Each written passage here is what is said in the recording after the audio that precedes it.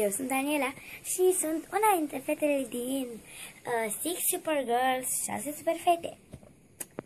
Vreau să vă spun un pic despre acest canal. Este 6 Super Girls, este foarte tare. O să fim 6 fete care vom posta săptămânal, fiecare în ziua ei. Iar eu voi posta în fiecare miercuri. O să facem vlog, o să facem concursuri, o să ne distrăm împreună. Și vreau să vă spun, eu o să postez miercurea, numele meu este Aniela și cred că mă știți despre Aniela V.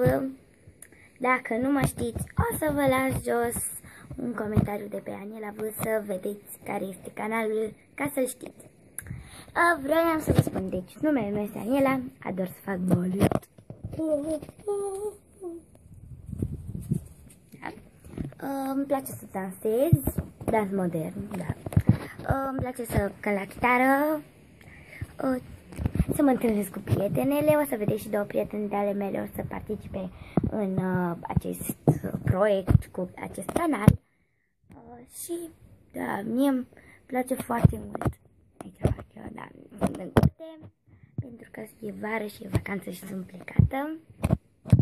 Îmi place foarte mult să mă întâlnesc cu prietenele, să mergem la film, să fac shopping, să fac filmele pentru YouTube. Deci, da, acesta a fost videoul meu și o să ne vedem în fiecare miercuri. O să postez.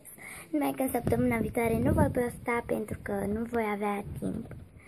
Și da, acesta a fost filmulețul. Bye!